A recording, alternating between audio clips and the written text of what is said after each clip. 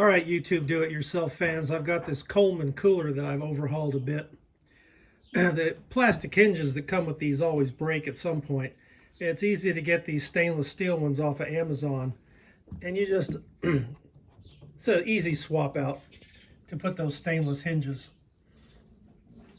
Now, these hinges are designed so that this little piece right here bangs into that piece right there when it's open to hold the lid up. But if you pull the lid up like that, it puts a lot of strain on these screws that are screwed into really thin plastic. So what you can do is get one of these wires and put it on there. And I put the wire in such a position so that when the lid opens, it doesn't go all the way to the limit of the hinges. So there's no stress at all on those screws because all the stress of the lid being open is held by this wire. And these are cheap and easy to get. So get these wire stays and put it on there so the lid won't go all the way to the hinge stops, and it'll take all the strain off your hinges. I put a new drain. Those things just screw in and out. The old drain was totally crapped out, so you can get new drains. So new drain, opener, stopper, stainless hinges, and maybe I'll do the thing you've seen people where they drill the holes and fill the lid up with expanding foam. I haven't done that yet. Also, the handles are fixing to fail. Well, I don't know if they're fixing to fail, but they're getting very degraded because at one point I had left this thing outdoors, which I no longer do. But these handles are easy to swap out also. You just pop out these pins. And I've got some new fresh handles on order for this thing. I went ahead and further modified this one a little bit more. I drilled a 1/4 inch hole here and also over here and filled it up with great stuff foam. Then I went ahead and put a latch on it, and I put this weather stripping on the underside of the lid there to try to get a better air seal. Now that it's a little thick, but it compresses pretty good. But still, when you go to close it, it leaves a little gap. It doesn't close all the way. And so that's why I put the toggle on there, so that I can just barely put enough pressure on it to keep it shut. So that one's got the new hinges, the new stopper wire, the new drain. I already showed all that, but I just took it a couple steps further with foam in the lid, a latch, and a little weather stripping here to decrease air infiltration. All right, so on this Igloo cooler, I was replacing the broken plastic hinges with these steel ones. And on this side, these holes were stripped out. The screws wouldn't bite. It's extremely thin plastic right here for the screws to bite into. So I drilled out the holes a little bit, just big enough to put in one of those. And right at the very base end, I smeared it with epoxy. And it's good to use plastic epoxy. Regular epoxy sometimes won't stick on plastic. So I use this JB Weld, plastic epoxy to secure one of those wall anchors into those holes so my screws will bite. These aren't stripped, but if you're repairing a cooler hinge and the holes are stripped out, just get some little wall anchors and some plastic epoxy then you can repair that and then install your new steel hinges to replace those plastic ones that break all the time. Yeah, I showed a couple mods I already did on this one, but I went ahead and foamed the lid.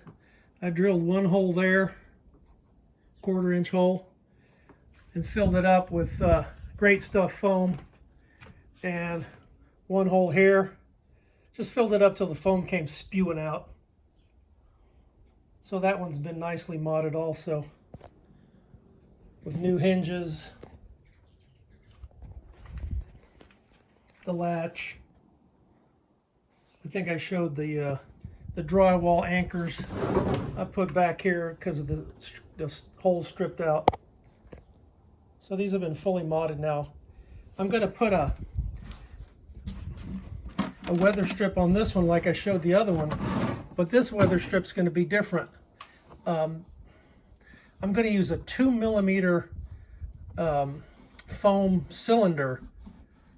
Just 2mm should be all it takes to seal that, you know, right down to here. 2mm kind of rod-shaped silicone. It won't be as thick as I showed on that other one, and the lid will close better. It won't tend to push up as much with that little 2mm weather stripping in there.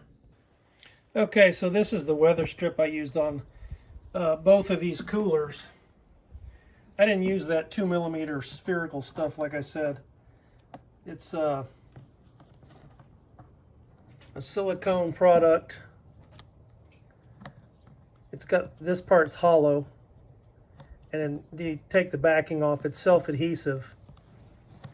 So this is air filled, this part right here. Let's see if I can show the end of it. You can see that. Hopefully you can see that. Hollow. So we'll see how this kind of weather stripping works. It fit okay on the bigger cooler. On this one, I showed when I opened it that kind of gapped open, but you can see it there. The latch is holding it down. I got this stuff off of Amazon. Okay, so I modified this Igloo 25 quart. The main two mods on this thing are the latch and this weather stripping I put around the lid to make it airtight. And then I put the latch, you see it won't close, so I put the latch so that I can put some pressure on that weather strip and seal it. I'm probably going to put another latch over here. But I've got 16 pounds of ice in there and 3 sports drinks. It's 95 degrees outside at 3:30 in the afternoon in Central Texas. And I'm going to monitor that every so often and see how it does, you know, just modified thus far.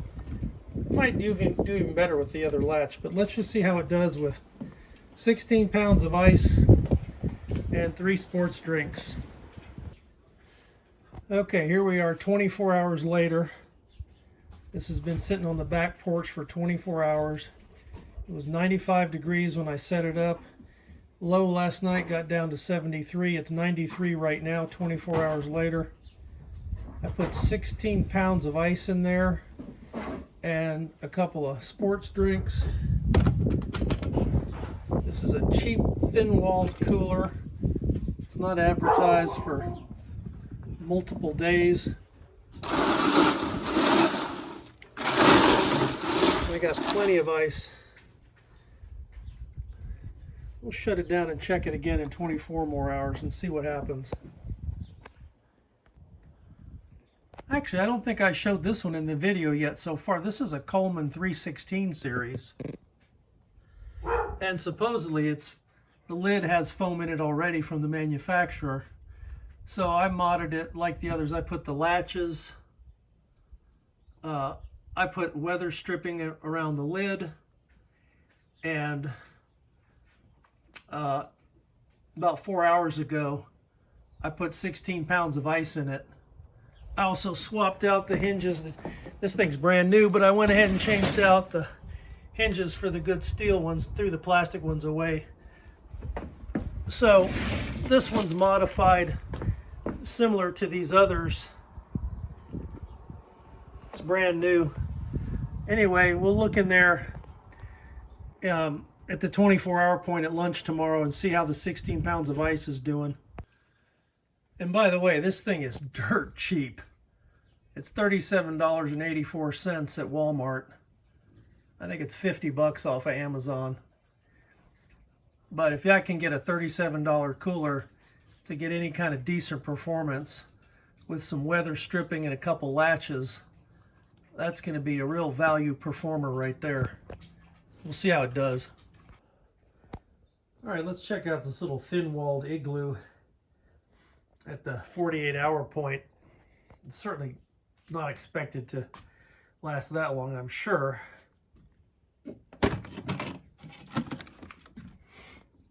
Okay, so there's a little bit of ice, just a little bit of ice, and of course the water's ice cold. So, you know, if you don't open the lid on that thing, you're just using it as a storage, it'll store for 48 hours. One thing I did notice about this thing, this side of the cooler is different from the other side. There's a little recess here, and I can feel with my finger that's not insulated.